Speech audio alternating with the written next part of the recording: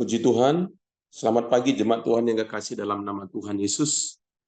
Terima kasih Arthur dan Mazda yang sudah memimpin kita di dalam penyembahan pada pagi hari ini. Kita tentunya sangat diberkati. Baik, Amsal 18:24 berkata, ada teman yang mendatangkan kecelakaan. Tetapi ada juga sahabat yang lebih karib daripada seorang saudara. There are friends who may be a man's destruction, but there is a lover who keeps nearer than a brother. Saudara yang kekasih, ini adalah sebuah fakta yang memang terjadi dalam kehidupan kita. Saya tidak tahu, puji Tuhan kalau seandainya dalam kehidupan saudara, semua teman-teman saudara adalah orang-orang yang lebih karib daripada seorang saudara. Ya, tetapi saya secara pribadi ya ada hal yang seperti ini dalam kehidupan saya, ya. Ada orang yang memang mendatangkan kecelakaan, orang yang tidak kita pikirkan akan melakukan hal-hal yang buruk dalam kehidupan kita, tapi ternyata orang tersebut punya rencana-rencana tanda kutip, ya, rencana yang jahatkah mungkin, rencana-rencana untuk mendatangkan kerugian dalam hidup kita, rencana-rencana yang bulus mungkin, ya, rencana-rencana memang sudah punya keinginan untuk memanfaatkan hidup kita. Saudara, tentu hal ini saudara tidak kita ingini dalam hidup ini, tetapi kita tidak tahu ketika kita membangun persahabatan dengan seseorang, tentunya kita berharap persahabatan tersebut akan mendatangkan kebaikan bagi kedua belah pihak. Saudara, tetapi memang seperti yang saya katakan tadi, ada orang yang memang memanfaatkan persahabatan tersebut untuk keuntungan pribadi, ya, dan bukan hanya untuk keuntungan pribadinya, tetapi lebih lagi merugikan kita sebagai sahabatnya, ya, sebagai temannya.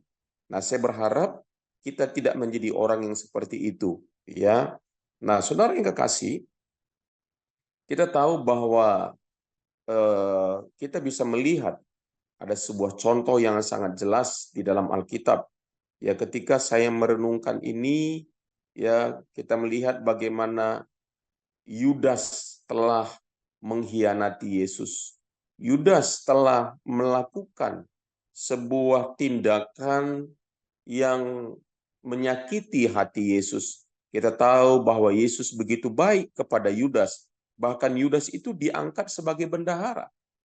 Saudara bisa bayangkan bahwa Yudas itu mendapatkan kedudukan yang penting di dalam pelayanan Yesus. Ya, kalau seorang mengangkat, ya, saudara, atau ketika saudara mengangkat seseorang menjadi bendaharanya saudara, orang itu pasti adalah orang yang saudara percaya. Ya, orang yang saudara lihat orang ini bagus sehingga saudara ya mempercayakan keuangan saudara kepada orang tersebut. Nah, tetapi kita melihat bahwa bagaimana Yudas telah melakukan ya hal-hal yang sangat buruk terhadap Yesus. Kalau kita baca dalam kitab Matius 26 ayat 14 sampai 16 dikatakan, kemudian pergilah seorang dari 12 murid itu yang bernama Yudas Iskariot kepada imam-imam kepala. Ia berkata, apa yang hendak kamu berikan kepadaku? Bayangkan saudara, dia selama ini 3 tahun bersama-sama dengan Yesus. Dia melihat mujizat Yesus. Dia melihat bagaimana hati Yesus mengasihi orang-orang lain. Dan dia adalah termasuk salah satu dari 12 orang pentingnya Yesus. Orang pentingnya.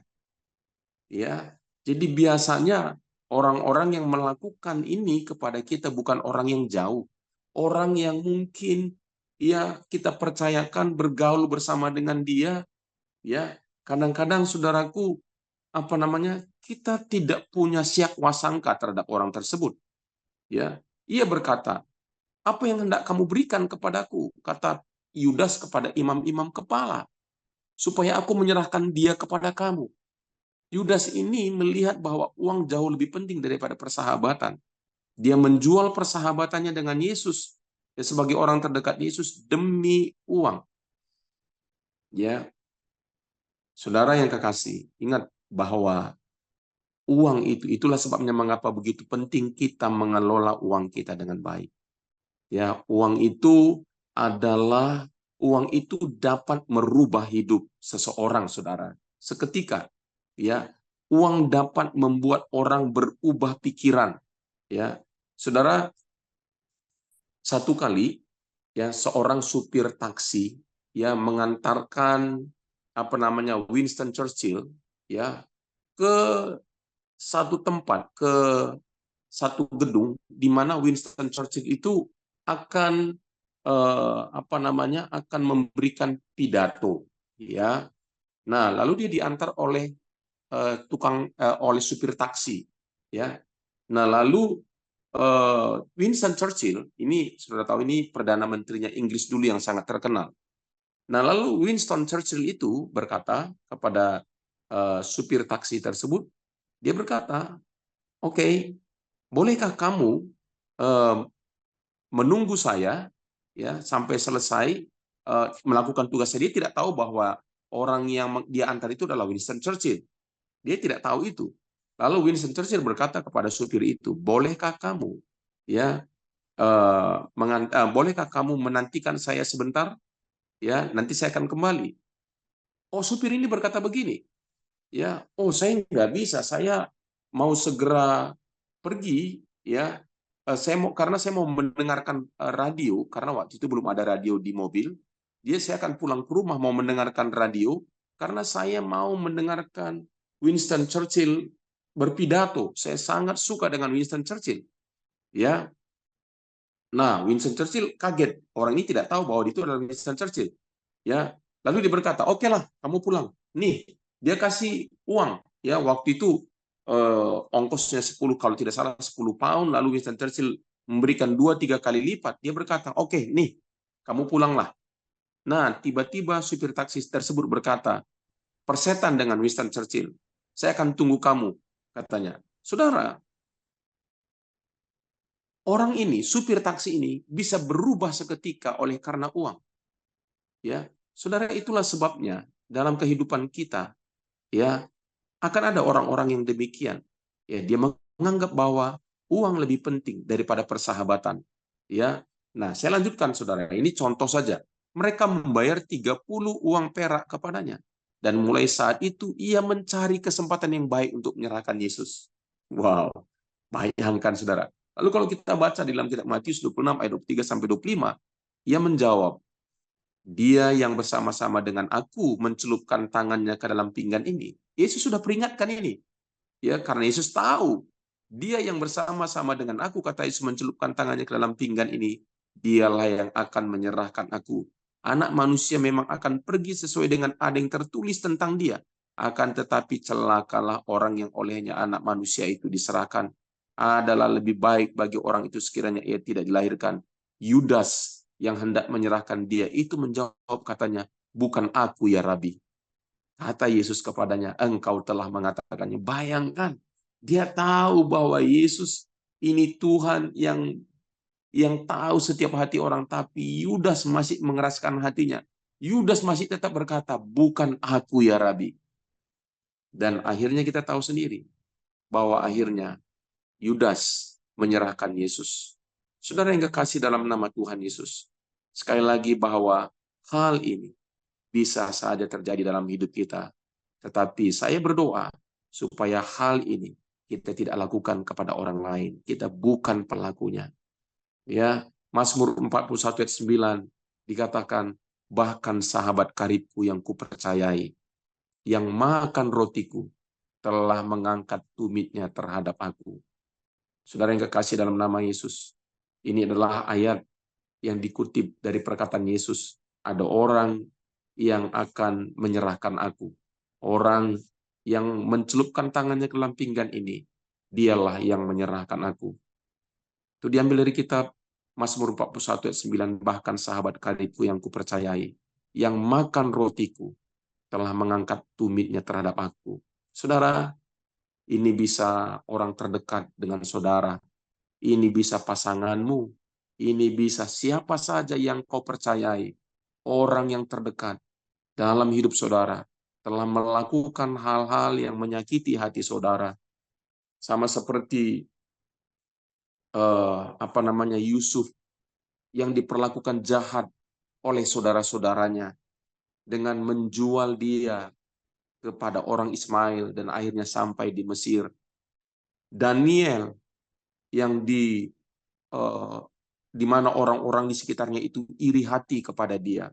Daud yang dicemburui oleh Saul.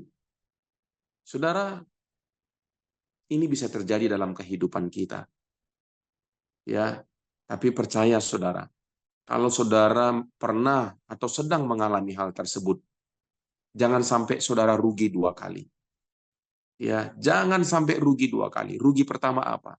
Saudara, rugi pertama telah diperlakukan tidak adil. Rugi pertama saudara telah dikhianatin. Itu rugi. Saudara kecewa, ya wajar saja saudara kecewa. Saudara sakit hati, ya wajar saja saudara sakit hati. Tapi bisa saudara mengalami rugi yang kedua. Saudara larut dalam pikiran yang menyakitkan. Saudara mendendam. Itu rugi yang kedua, saudara. Jangan sampai saudara mengalami rugi yang kedua dalam hidup ini. Saudara berdoa supaya saudara berhasil melewati masa-masa sulit ini. Ya, Amsal 18 dan 14 dikatakan orang yang bersemangat dapat menanggung penderitaannya. Tetapi siapa yang akan memulihkan semangat yang patah? Memang saudara, ketika kita ditelikung oleh orang yang kita percaya, semangat kita bisa patah. Tapi kalau semangatmu patah, siapa yang akan memulihkan semangatmu? Secara umum kita Amsal berkata siapa saja yang bersemangat dapat menanggung penderitaannya. Nah, apalagi kita menjadi orang percaya, saudara. Saya selalu berpikir seperti ini. Jikalau ada orang yang melakukan itu kepada saya selalu ingat. Itu waktunya sebentar lagi Tuhan akan memberkati saya. Kenapa? Karena saya melihat bahwa orang-orang yang ditelikung, satu kali pasti akan diberkati Tuhan. Satu kali pasti akan Tuhan lakukan perkara yang ajaib dalam hidupnya. Ya, sama seperti Daniel. Akhirnya apa? Dia bisa mengatupkan mulut singa. Singa bahkan tidak menyakiti dia. Daud akhirnya menjadi raja yang luar biasa. Yusuf akhirnya menjadi perdana menteri. Jadi saudara, kalau saudara mengalami hal ini, jangan sampai engkau rugi dua kali. Berjiwa besarlah, berhati besarlah. Hanya orang yang berjiwa besar, hanya orang yang berhati besar yang akan mengalami berkat Tuhan setelah mereka disakitin. Berapa banyak orang ketika disakitin seperti ini akhirnya mengurung diri, ya mau berpikir membalas dendam. Jangan saudara, ya jangan berpikiran saudara untuk membalas dendam. Percayakan itu kepada Tuhan, serahkan itu kepada Tuhan, dan nantikanlah Tuhan. Maka Tuhan akan berperkara dalam hidupmu. Ya, ingatlah sekali lagi, kalau ada orang yang melakukan itu dan kau menang, kau memiliki jiwa yang besar, kau mengampuni, kau memang sakit, kita memang sakit, tapi kita mengampuni. Nantikanlah Tuhan. Tuhan akan membalaskan yang terbaik dalam hidupmu. Sehingga orang-orang yang menyakitimu bahkan akan melihat betapa Tuhan ya mengasihimu dan memberkati hidupmu. Ya, nah jadi saudara yang kekasih dalam nama Yesus, betapa perlunya kita untuk berespon dengan benar ketika ada orang yang melakukan hal-hal yang mendatangkan kerugian dalam hidup kita, mendatangkan kekecewaan dalam hidup kita. Sekali lagi, jangan sampai rugi dua kali. Nah, yang kedua, saudara, ayat itu berkata begini. Namun, katanya, ini lebih dahsyat. Tetapi ada juga sahabat yang lebih karib daripada seorang saudara.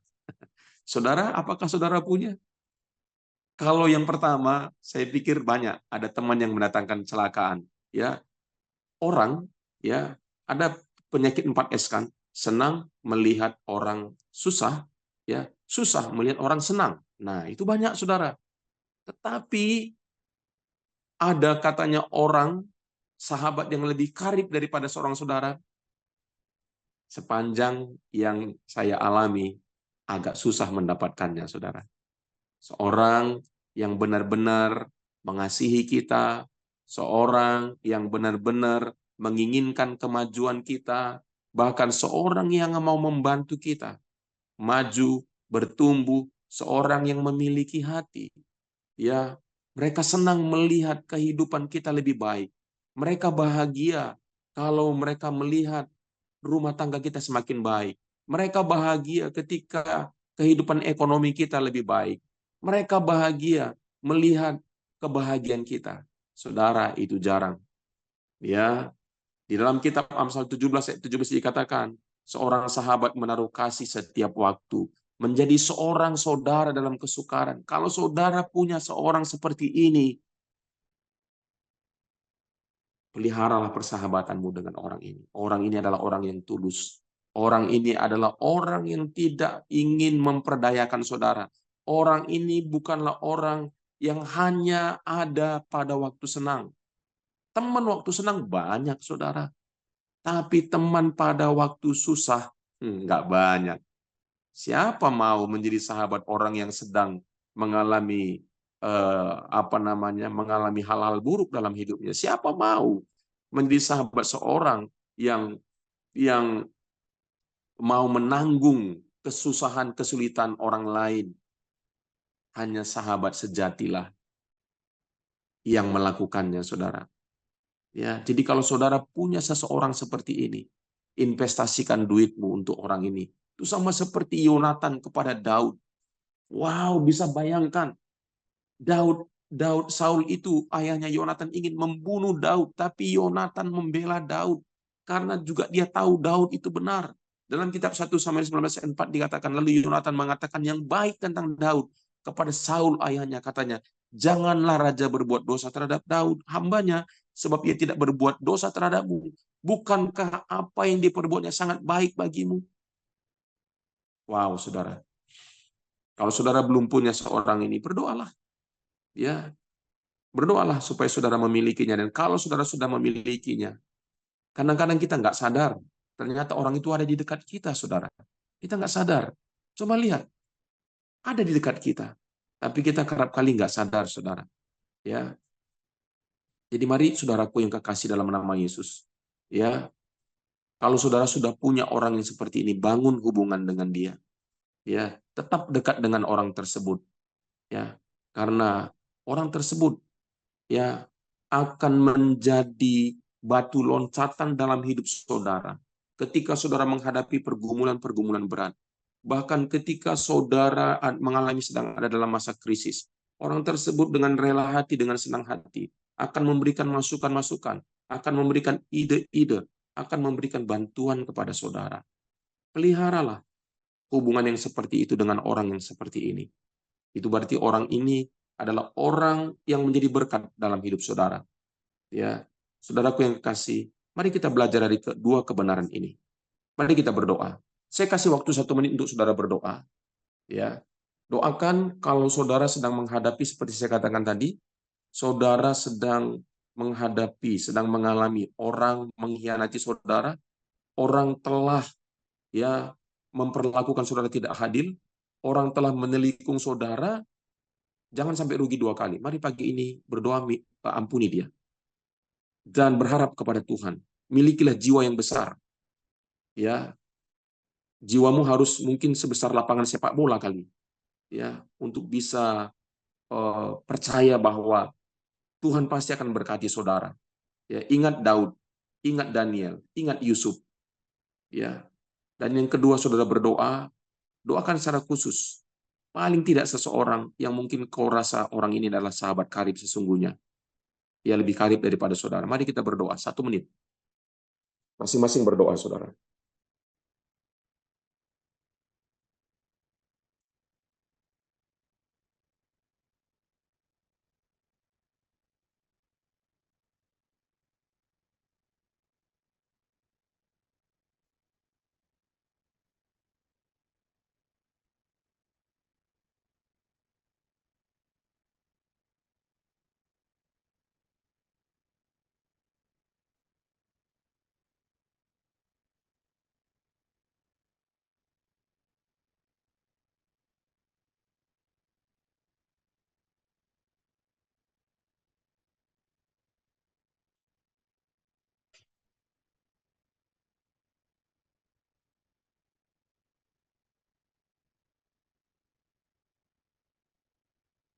Baik, kita berdoa. Bapa di surga, terima kasih kami sudah mendengar firman-Mu.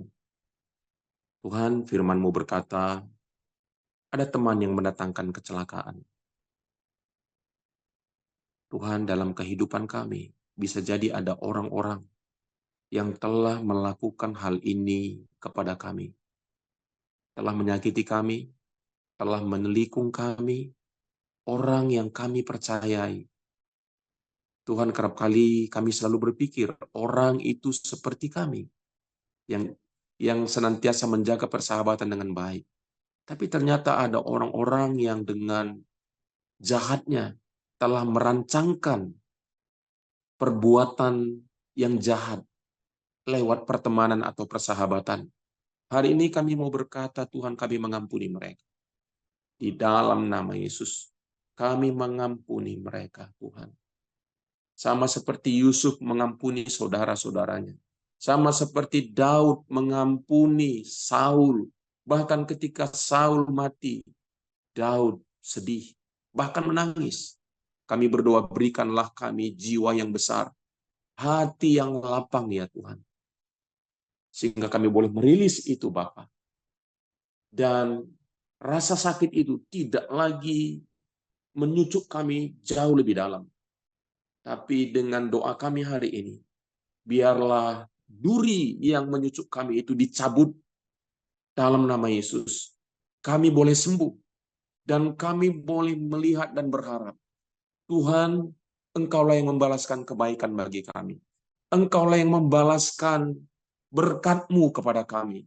Kalau kami sudah dicurangi dalam hal keuangan, kami berdoa berkat-berkat-Mu berlimpah dalam kehidupan kami.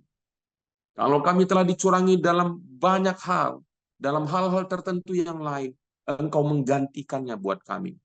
Tuhan, terima kasih. Kami juga berdoa, Bapa, sekiranya kami sudah memiliki seorang teman sejati, lebih karib dari saudara, kami berdoa buat dia di dalam nama Yesus. Tuhan berkati hidupnya, terima kasih untuk hidupnya yang Tuhan sudah taruh kepada kami, yang sudah menjadi berkat bagi kami, pertolongan bagi kami. Bukan hanya Tuhan Yesus, Engkau yang menolong kami, tetapi Engkau tolong kami lewat orang ini. Kami berkati hidupnya, Bapa. Terima kasih. Terima kasih Tuhan di dalam nama Yesus. Kami sudah berdoa dan mengucap syukur. Amin.